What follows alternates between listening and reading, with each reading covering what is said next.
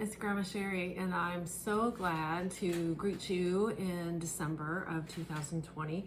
We are fast approaching Christmas and this holiday season.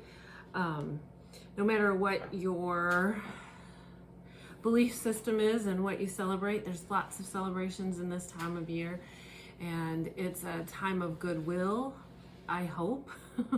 It will be from me. I have lots of goodwill towards you.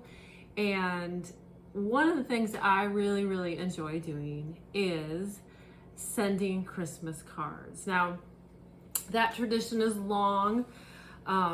People have done that for years, though it's changed in the last, say, 20 years.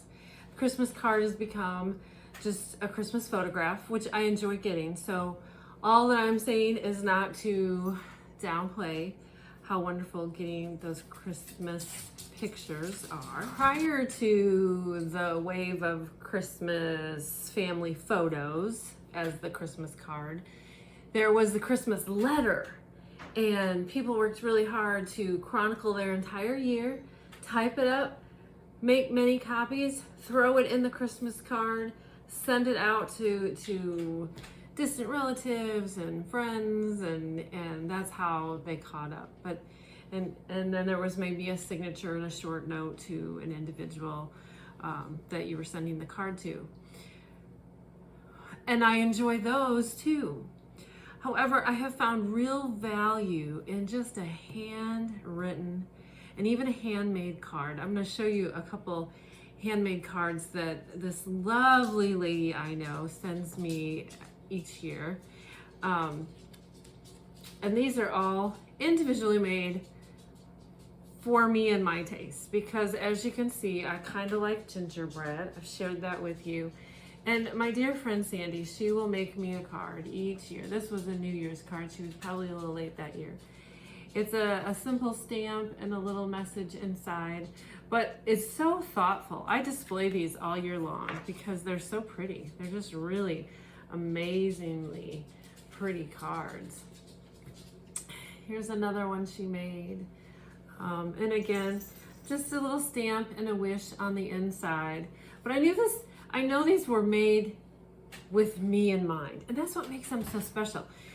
I also really appreciate seeing Sandy's handwriting, seeing her handwriting. That makes it very individual for her. And I've told you before that reading my great-grandmother's kind of history in her handwriting just made her so much more real to me. Even though I've never met her, only seen a couple pictures, she became a real live person, and I could connect with her in that way.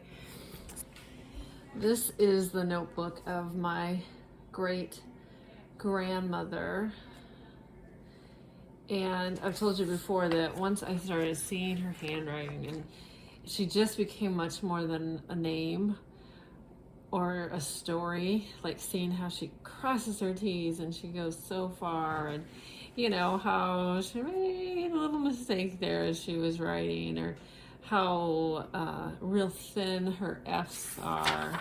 I just found her to be so alive after reading her handwriting.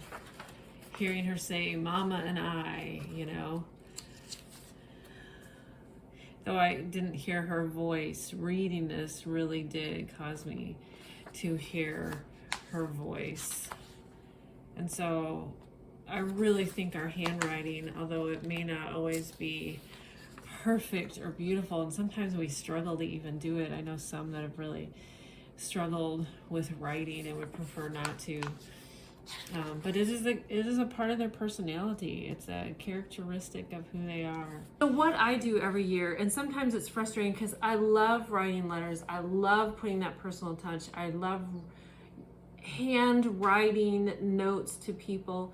We get mail, and 9 times out of 10, the mail is full of either, junk mail or a few bills.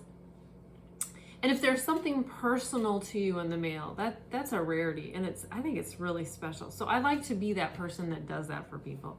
So each year, I send Christmas cards. I haven't sent a Christmas letter. That might be helpful. Maybe people want to know all that's happened.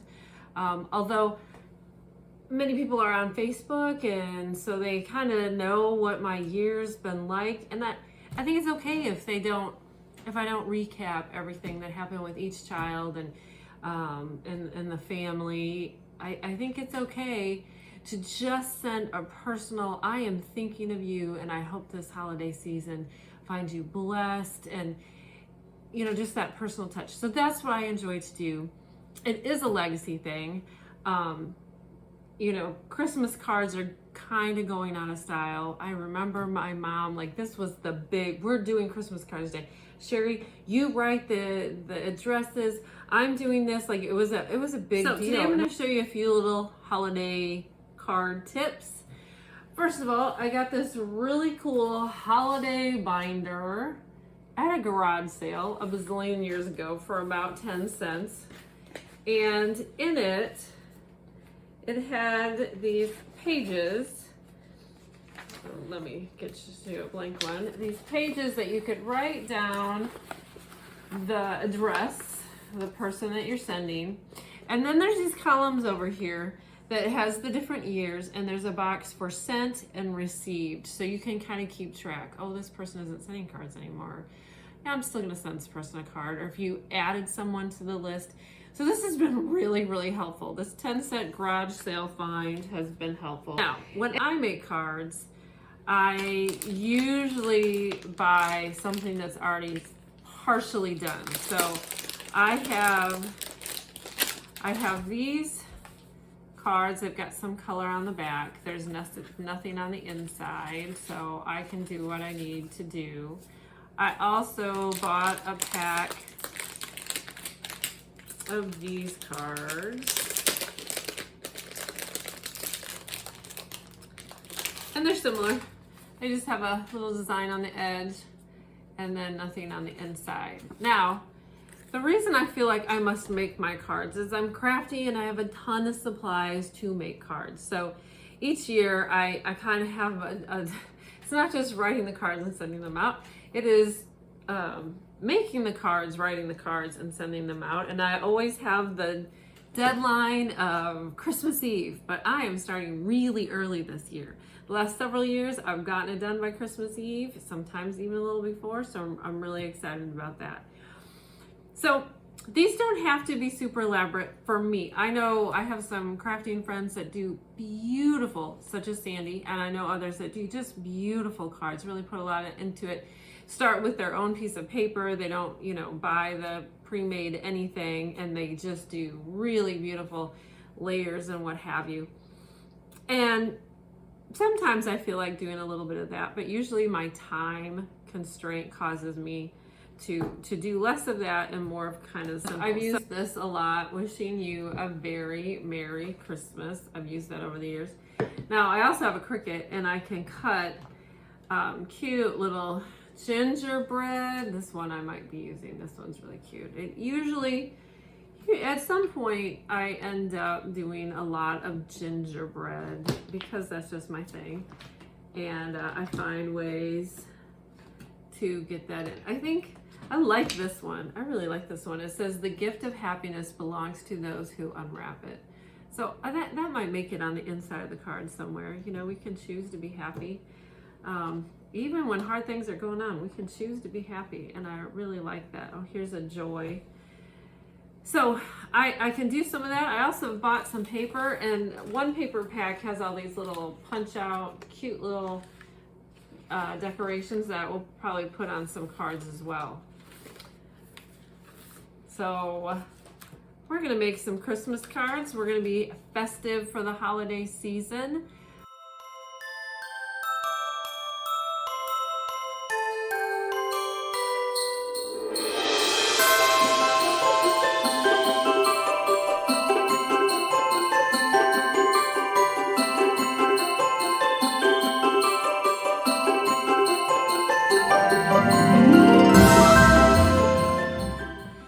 Though I may stamp the cover or put a piece of paper or some kind of picture on the cover, and I might even stamp just a little thing inside, then I will write a unique and personal note to whoever I'm sending it to, just so they know someone is thinking about them. Not the task. I have this whole task. I need to, get this out to everybody, but I want my cards to be a very personal. I want you to know I'm thinking of you. And I feel that way even about making these episodes. I want you, whoever's following, I want you to know that I'm thinking of you. I'm curious about what you do and curious about the things that are important to you as well. So